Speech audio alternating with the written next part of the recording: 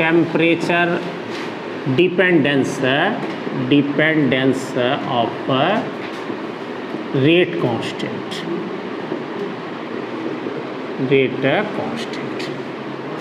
Rate constant temperature पर कैसे depend करता है?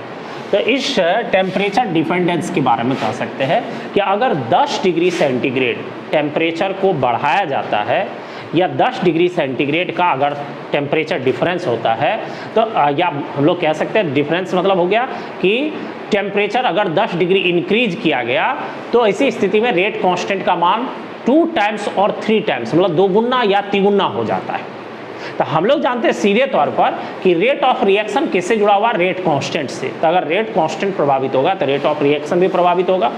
तो इट मीन्स यहाँ पर temperature dependence of rate constant को इसको टेम्परेचर कॉफिशिएंट से दिखाया गया, टेम्परेचर कॉफिशिएंट, और इट मीन्स इसको हम लोग कहते हैं ताप गुणांक। सपोज दैट इसको हम लोग दिखा रहे हैं एन से। यह कह रहा है कि रेट कांस्टेंट ऑफ 308 केल्विन अब बटे रेट कांस्टेंट ऑफ 298 केल्विन, और ये बराबर होता है 2 और 3 टाइम्स के बराबर। यहाँ पर देख लो एक बार ध्यान।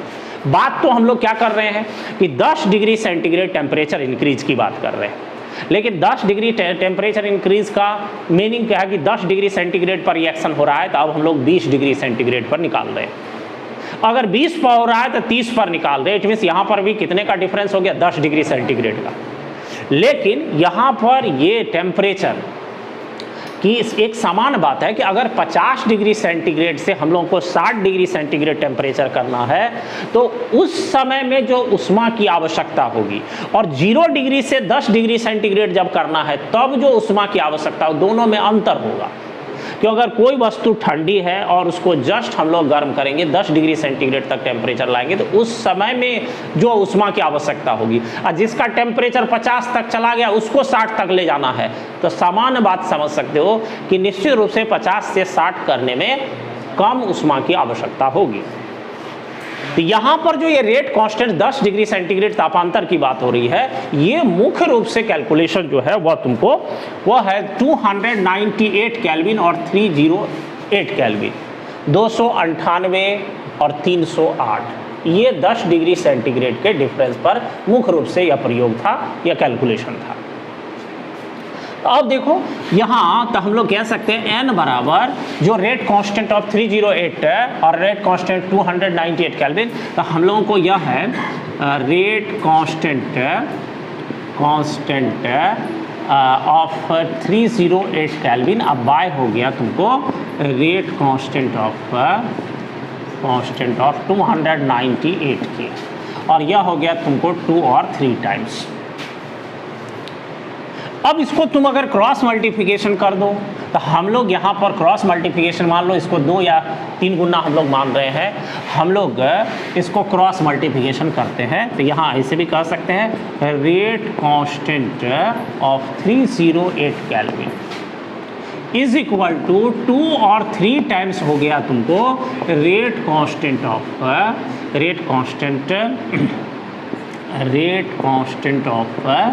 298 केल्विन। तो बात क्लियर है कि अगर पहले तुम निकाला किस पर 208 केल्विन पर 98 केल्विन पर, और अभी तुम निकाले 300 मतलब 10 डिग्री सेंटीग्रेड बढ़ा करके, तो बढ़ा करके जब निकाले तो आपका जो रेट कांस्टेंट 298 बेटा 2 गुना या 3 गुना हो गया। इट मीन्स कहने का वाला रेट ऑफ रिएक्शन इंक्रीज कर जाएगा, ऐसे भी हम लोग कह सकते हैं। तो ये हम लोगों को यह जो गुणक है 2 या 3 टाइम्स, इसी को हम लोग कहते हैं टेम्परेचर कॉफिशिएंट, इट मीन्स ताप गुणांक।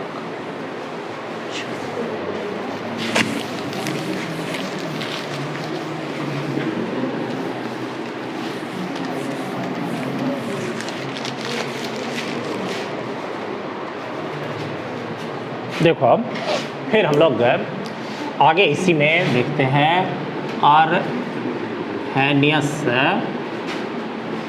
इक्वेशन।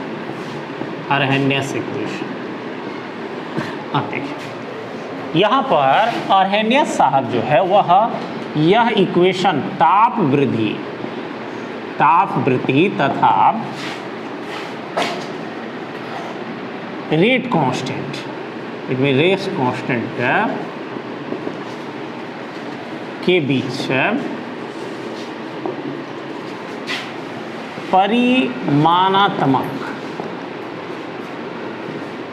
परिमाणात्मक संबंध को दिखाने के लिए एहर्नियस साहब जो है एक अनुमानित समीकरण प्रस्तुत किए।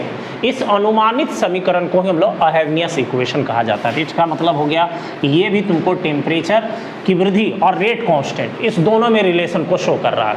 तो निश्चित रूप से यह हो गया ताप वृद्धि तथा रेट कांस्टेंट के बीच परिमाणात्मक संबंध दिखाती है, या हम लोग कह सकते हैं दिखाने वाली अनुमानित समीकरण हो गया समीकरण। ऐसे और डिटेल्स इसके बारे में कह सकते हो। एहर्नियस साहब दिए इसको, तो यहाँ पर टेम्परेचर वृद्धि और रेट कांस्टेंट एक अनुमानित समीकरण देख ही रहे हो। तो अनुमानित समीकरण है ये कोई ड्राइव्ड हम लोगों को इक्वेशन नहीं, मतलब हम लोग को पूरा प्रैक्टिकली जैसे हम लोग अन्य समीकरण को, अन्य इक्वेशन को या अन्य फार्मूला को हम लोग ड्राइव्ड करते हैं, उस तरह का हम लोगों को यह रिलेशन नहीं है। तो ये रिलेशन अब ताप वृद्धि और रेट कांस्टेंट का है। तो कैसे है? तो इसमें k बराबर है फिर a into e to the power minus EA बटे RT, ये रिलेशन है। तो यहाँ पर तुम देख रहे हो, सबसे पहले तो तुमको यहाँ जितना भी टर्म दिया हो सब टर्म का अर्थ जानिए।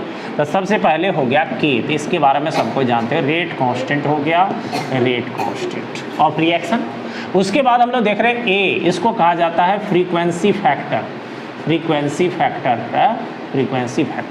फ्रीक्वेंसी मतलब हो गया, फ्रीक्वेंसी को हम लोग आवृत्ति गुणक इसको कहते हैं। आगे हम लोग फ्रीक्वेंसी फैक्टर और एक दो पॉइंट के लिए अलग से ग्राफ देख लेंगे।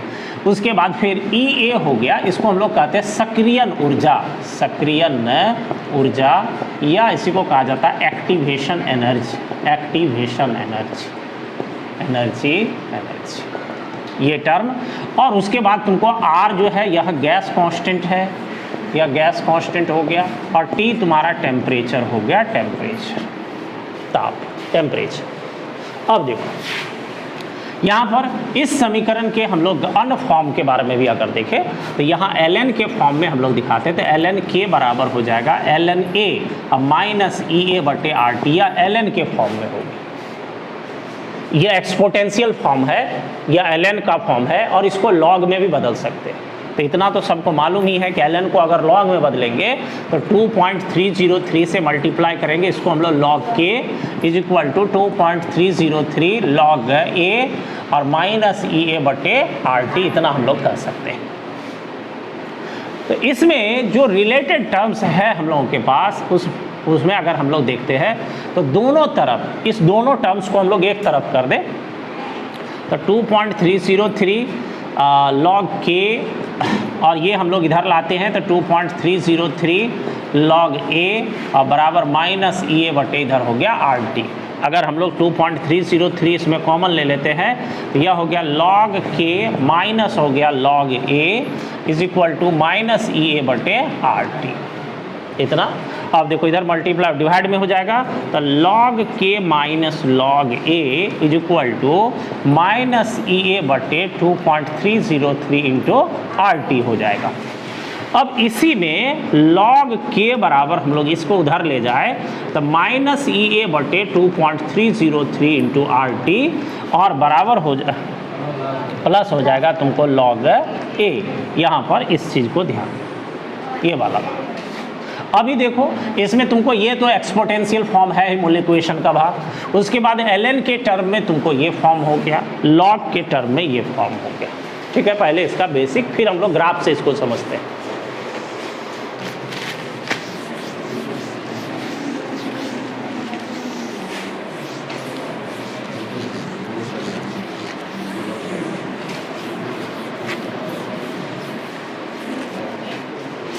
देखिए अब इसको ग्राफ खींचने के लिए, ग्राफ ड्रॉ करने के लिए सबके पास पर्याप्त। इससे पहले हम लोग जीरो ऑर्डर रिएक्शन में भी ग्राफ खींचे, फर्स्ट ऑर्डर रिएक्शन में भी ग्राफ खींचे, और स्ट्रेट लाइन के इक्वेशन y बराबर एम एक्स प्लस सी, जिसमें m हम लोग को स्लोप, c इंटरसेप्ट है और y और x पर कौन सा टर्म आएगा, इट मीन्स किस दो के बीच ग्राफ खींचा जाएगा।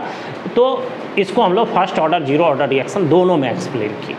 तो सबसे पहले अब इसको ग्राफ से अगर हम लोग दिखाना चाहेंगे तो ग्राफ से हम लोगों को जो अर्नियस इक्वेशन उसका ln में भी लॉग में भी दोनों फॉर्म हम लोग को मालूम है और स्ट्रेट लाइन का इक्वेशन भी सबको y बराबर एम एक्स प्लस सी मालूम है। तो इसके अकॉर्डिंग इसमें ग्राफ खींच सकते हैं। तो सबसे पहले हम लोग ये देखें ln k बराबर है ln a minus E A बटे आर टी, या इसी को ऐसे भी लिख सकते हैं ln k is equal to minus E A बटे आर टी और हो गया प्लस ln a, ऐसे भी लिख सकते हैं। अब देखो इसका हम लोग कंपैरिजन करते हैं स्ट्रेट लाइन इक्वेशन y बराबर एम एक्स प्लस सी से। तो क्लियर ये है कि यहाँ पर जो t का टर्म होगा देख लो, तो यहाँ पर y पर एक्सिस पर ln k, तो हम लोगों को यहाँ ग्राफ हो जाएगा या प्लॉट्स हम लोगों को हो जाएगा, प्लॉट्स किसके बीच, ln k। देख लीजिए यहाँ पर ये हम लोगों को y एक्सिस पर और यहाँ जो हम लोग को इसको 1/t कह दे ये वाला टर्म, या हम लोगों को किस पर, x एक्सिस पर। तो x और y के बीच हम लोग ग्राफ खींचते हैं, मतलब दोनों एक्सिस के बीच। तो हम लोग को यहाँ पर y एक्सिस पर जो टर्म आएगा ln k और x एक्सिस पर 1/2, तो इट मीन्स हम लोग को ln k वर्सेस 1/t ये ग्राफ हम लोगों को हो जाएगा। और इसमें जो स्लोप हम लोग देख रहे हैं वो स्लोप है माइनस ई ए बटे आर, ये हम लोग को क्लियर है। और जो इंटरसेप्ट है वह हम लोगों को कितना हो गया, ln a, ये सब टर्म हम लोग को मालूम है। According to हम लोग का this data we can draw the graph between x and y, it means ln k and 1/t। तो हम लोग ग्राफ यहाँ पर ये देख ले, पहले तो ये भी देख रहे हो ये तुम्हारा स्लोप क्या निगेटिव या पॉजिटिव, तो निगेटिव है, स्लोप निगेटिव है। अब देखिए x axis it means 1/t और ये तुम्हारा हो गया ln k, यह हो गया ln k। तो हम लोग को स्लोप निगेटिव है इसलिए ग्राफ का डायरेक्शन ये होगा और ग्राफ का डायरेक्शन ये हम लोगों को यह होगा। यहाँ पर ये इंटरसेप्ट जो है यह ln a हो गया और स्लोप जो है वह तुमको माइनस ई ए बटे आर हो गया। ये हम लोग को ग्राफ, आप चाहो तो तुम लॉग वाले फॉर्म से भी ग्राफ खींच सकते हो, इससे भी कोई तुमको आसानी से हो जाएगा। इसके साथ साथ हम लोगों को फिर ये तुमको पहले यहाँ, अब हम लोग देखेंगे फिर कॉलिजन थ्योरी है तो भाषा लेकिन बड़ा इंटरेस्टेड चीज़ है।